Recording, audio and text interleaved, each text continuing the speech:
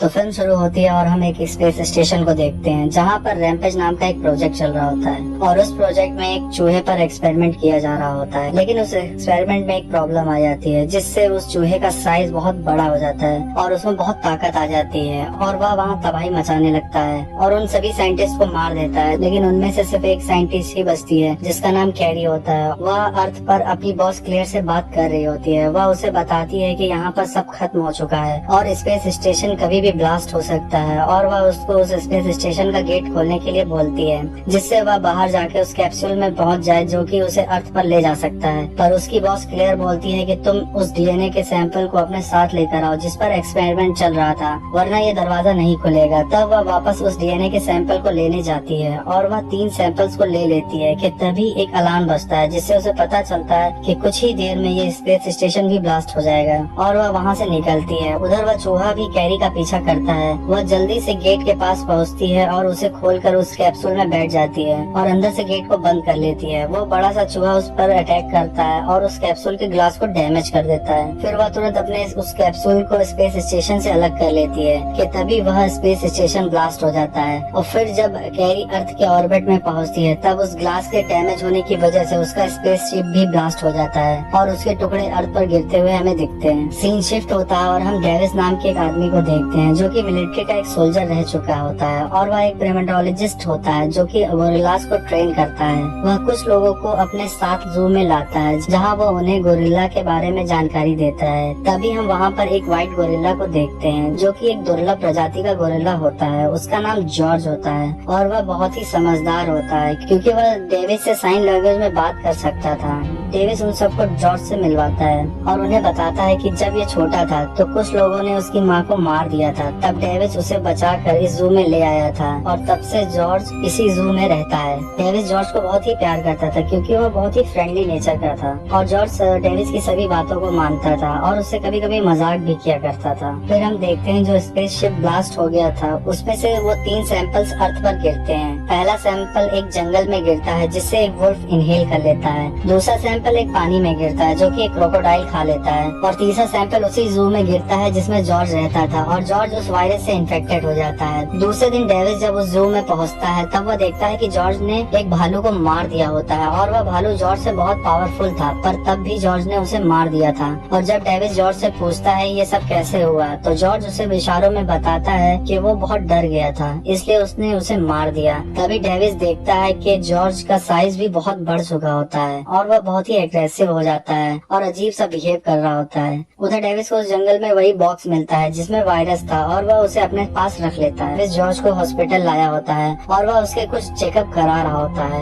Davis अपने साथी को बताता है कि एक दिन में इसका साइज 7 फीट से 9 फीट बढ़ गया है और ये कैसे हो सकता है। तभी वहाँ पर केट आती है और वो डेविस से उस बॉक्स को मांगती है जो कि डेविस को उस जू में मिला था। वो उसे बताती है कि वो एनर्जीन कंपनी में काम करती है और ये बॉक्स उसकी कंपनी का है। ये पर डेविस बॉक्स को देने से मना करता है और उसे वहाँ से जाने के लिए बोलता है। तब केट उसे जॉर्ज के बारे में बताती है कि तुम्हारे गोरिल्ला का साइज बढ़ रहा है और वो अब ज्यादा स्ट्रॉन्ग हो गया है और उसे अब ज्यादा गुस्सा आने लगा है। ये सब सुनकर डेविस उसकी बात मान लेता है और उसे जॉर्ज के पास ले जाता है। फिर वो डेविस को क्रिस्पर के बारे में बताती है जिसका मतलब जेनेटिक एडिटिंग होता है जिसमें अलग अलग डीएनए को मिक्स करके एक डीएनए तैयार किया जाता है। और वो उसे बताती है कि हमारी कंपनी इसी पर रिसर्च कर रही है जिसमें उसने ब्लू व्हेल, शार्क, राइनोसोरस और चमगादड़ इन सभी के डीएनए को मिक्स करके एक नया डीएनए तैयार किया है और उसकी वजह से ही जॉर्ज अब ऐसा बिहेव कर रहा है। तभी जॉर्ज को गुस्सा आने लगता है और वह पिंजरे को तोड़कर बाहर आ जाता है। डेविस उसे रोकने की कोशिश करता है पर जॉर्ज हॉस्पिटल से बाहर भाग जाता है और रोड पर पहुंच जाता है। तभी वहाँ पर पुलिस भी आ जाती है और वह जॉर्ज पर बंदूक तान देती है कि तभी वहाँ पर डेविस भी आता है और वह जॉर्ज को शांत कर देता है और पुलिस से बंदूक को नीचे करने के लिए बोलता है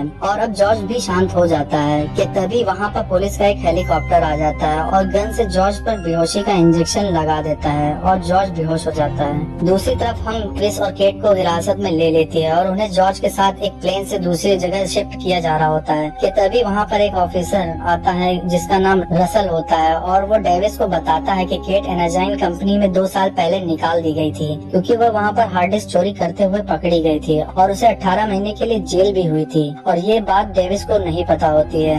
उधर क्लेयर अपने भाई को बताती है कि उसके पास एक और प्लान है जिससे वह उस वुल्फ के डीएनए को पा सकती है। वह उसे बताती है कि उसने उनके डीएनए में एक ऐसा चेंज किया होता है जो कि एक लो फ्रीक्वेंसी से उसके पास खींचे चले आएंगे, और वह अपनी बिल्डिंग के टेरेस पर जाती है और उस मशीन को ऑन कर देती है। और जैसे ही वह मशीन ऑन होती है, उसकी आवाज सुनकर वो वुल्फ सबको कुचलते हुए उस फ्रीक्वेंसी की ओर भागता है, और तभी हमें पानी में भी एक हलचल दिखती है, और वो वही क्रोकोडाइल होता है जिसने उस डीएनए के सैंपल को खा लिया था। फिर हम देखते हैं कि उस फ्रीक्वेंसी से जॉर्ज को भी होश आ जाता है और वह उस प्लेन में तबाही मचाने लगता है। वह प्लेन के सभी सोल्जर्स को मारने लगता है। सोल्जर्स जॉर्ज पे गोलियां चलाने लगते हैं जिससे उस प्लेन में ब्लास्ट हो जाता है, जिससे प्लेन नीचे की ओर गिरने लगता है। फिर डेविस, केट और उस ऑफिसर को पैराशूट के जरिए नीचे ले आता है और प्लेन ब्लास्ट हो जाता है। फिर जब डेविस प्लेन के मलबे के पास पहुंचता है तो वहां उसे जॉर्ज नहीं मिलता है, क्योंकि वह अभी जिंदा होता है और वो वहां से भाग चुका होता है। फिर हम देखते हैं कि ऑफिसर रसल रेडियो के जरिए वहां पर मदद मंगाने की कोशिश कर रहा होता है। उधर डेविस केट से नाराज होता है और वो उसे बोलता है कि उसने उससे झूठ क्यों बोला। तब केट कहती है कि वो मजबूर थी। फिर वह डेविस को बताती है कि वह एक डीएनए एडिटिंग पर काम कर रही थी। उसी बीच उसका भाई भी बीमार था और उसे बचाने के लिए उसने क्लेयर का साथ दिया था, पर उसे ये नहीं पता था कि वह उसकी रिसर्च का गलत इस्तेमाल करेगी। फिर जब उसे पता चलता है तब वह उस एक्सपेरिमेंट की हार्ड डिस्क को डिस्ट्रॉय करने वाली होती है कि तभी वहाँ की सिक्योरिटी उसे पकड़ लेती है और उसे पुलिस के हवाले कर दिया जाता है। और जब वह जेल में होती है उसी बीच उसका भाई भी मर जाता है, जिसे वो आखिरी बार मिल भी नहीं पाई होती है। ये सब सुनकर डेविस उसे माफ कर देता है। फिर हम देखते हैं कि ऑफिसर रसल उन सबको एक आर्मी बेस कैंप में ले जाता है, जहाँ पर हम स्क्रीन पर उस वुल्फ और जॉर्ज को देखते हैं। वहाँ कर्नल उन्हें बताता है ये सब एक ही डायरेक्शन में शहर की ओर बढ़ रहे हैं। तभी केट उन्हें बताती है कि उन्हें एक फ्रीक्वेंसी सिग्नल दिया जा रहा है जिससे वह उसकी ओर भाग रहे हैं और अपने सामने आने वाली सभी चीजों को खत्म कर रहे हैं। पर कर्नल उनकी बातों को नहीं मानता है, बल्कि उन्हें अरेस्ट करने का ऑर्डर दे देता है। तब ऑफिसर रसल कर्नल से बोलता है कि ये हमारी इस मिशन में मदद कर सकते हैं, लेकिन कर्नल रसल की भी बात को नहीं मानता है। फिर जब डेविस और केट को वो सोल्जर्स ले जा रहे होते हैं तब डेविस उन्हें मार के बेहोश कर देता है और वहाँ का हेलीकॉप्टर चुरा कर भाग रहा होता है कि तभी वहाँ पर ऑफिसर रसल आ जाता है, पर वो उन्हें नहीं रोकता है और उनका साथ देने के लिए बोलता है। फिर डेविस हेलीकॉप्टर लेकर वहाँ से निकल जाता है। फिर हम देखते हैं डेविस शिकागो पहुँचता है और वो वहाँ पर उस वुल्फ और जॉर्ज को देखता है जो कि पूरे शहर में तबाही मचा रहे होते हैं और वहाँ पर मिलिट्री भी पहुँच चुकी होती है कि तभी हम वहाँ पर उस बड़े से क्रोकोडाइल को भी देखते हैं जो कि पानी से बाहर आ चुका होता है और अब वह भी उस फ्रीक्वेंसी की ओर सबको कुचलते हुए बढ़ने लगता है। सभी सोल्जर्स उन पर गोलियां चला रहे होते हैं, पर उन पर गोलियों का कोई भी असर नहीं हो रहा होता है। फिर डेविस और केट एनर्जीन कंपनी की लैब में पहुंचते हैं। वो उस एंटीडोट को ढूंढते हैं जिससे ये जानवर नॉर्मल हो सकते हैं। तभी डेविस के पास ऑफिसर रसल का कॉल आता है और वो डेविस को बताता है कि तुम्हारे पास बस 30 मिनट है। ये लोग 30 मिनट में एक स्पेशल बॉम्ब को शहर पर गिराने वाले हैं जिससे पूरा शहर तबाह हो जाएगा। उधर केट को भी एंटीडोट मिल जाता है। तभी क्लेयर उन्हें अपने कैमरा में देख लेती है और वहाँ पहुँच जाती है और केट से एंटीडोट छीन लेती है और वह डेविस को भी गोली मार देती है और केट को अपने साथ ले जाती है क्योंकि वह उसकी मदद से उस डीएनए को दोबारा बना सकती थी। फिर वह सब हेलीकॉप्टर के पास पहुँचते हैं और क्लेयर केट से हेलीकॉप्टर में बैठने को बोलती है कि तभी वहाँ पर जॉर्ज आ जाता है और तबाही मचाने लगता है। उधर क्लेयर का भाई ये सब देखकर वहाँ से क्लेयर को अकेले छोड़ के भाग जाता है। जॉर्ज गुस्से में उस टावर को तोड़ने लगता है कि तभी वहाँ डेविस आ जाता है क्योंकि वह अभी मरा नहीं होता है। फिर केट और डेविस मिलकर एक प्लान बनाते हैं क्योंकि केट ने एक एंटीडोट अपने पास छुपा लिया होता है। वो डेविस से बोलती है कि ये एंटीडोट हमें किसी भी तरह जॉर्ज को देना होगा और जब वह उस एंटीडोट से नॉर्मल हो जाएगा तब वह उन दूसरे जानवर से लड़ सकेगा। कि तभी वहाँ पर क्लेयर आ जाती है और केट उस एंटीडोट को क्लेयर के बैग में डाल देती है। फिर डेविस जोर से जॉर्ज का नाम लेता है कि तभी वहाँ जॉर्ज आ जाता है और वह क्लेयर को पकड़ कर खा लेता है। क्लेयर के साथ वो बैग भी जॉर्ज के पेट में चला जाता है जिसमें एंटीडोट होता है। फिर डेविस केट से पूछता है कि इसका असर कितनी देर में शुरू हो जाएगा। तब केट उसे बताती है कि 10 मिनट में इसका असर चालू हो जाएगा। उधर क्लेयर का भाई वहाँ से भाग रहा होता है कि तभी वहाँ रसल आ जाता है और ब्रैड से उस लैपटॉप को मांगता है जिसमें उस सारे सबूत होते हैं। वो बोलता है कि तुम मुझे ये लैपटॉप दे दो और फिर तुम यहाँ से जा सकते हो। वो रसल को अपना लैपटॉप देकर जैसे ही बाहर निकलता है कि तभी उस पर एक बड़ा सा पत्थर गिरता है और वह भी वहाँ मर जाता है। उधर वो तीनों जानवर मिलकर उस टावर को बुरी तरीके से तोड़ रहे होते हैं और वह उस पूरी बिल्डिंग को भी डिस्ट्रॉय कर देते हैं। और जब वह बिल्डिंग गिर रही होती है तब डेविस और केट एक हेलीकॉप्टर में बैठकर वहाँ से निकल जाते हैं और बिल्डिंग पूरी तरीके से तबाह हो जाती है। फिर हम देखते हैं जब जॉन मलबे से बाहर आता है तो वह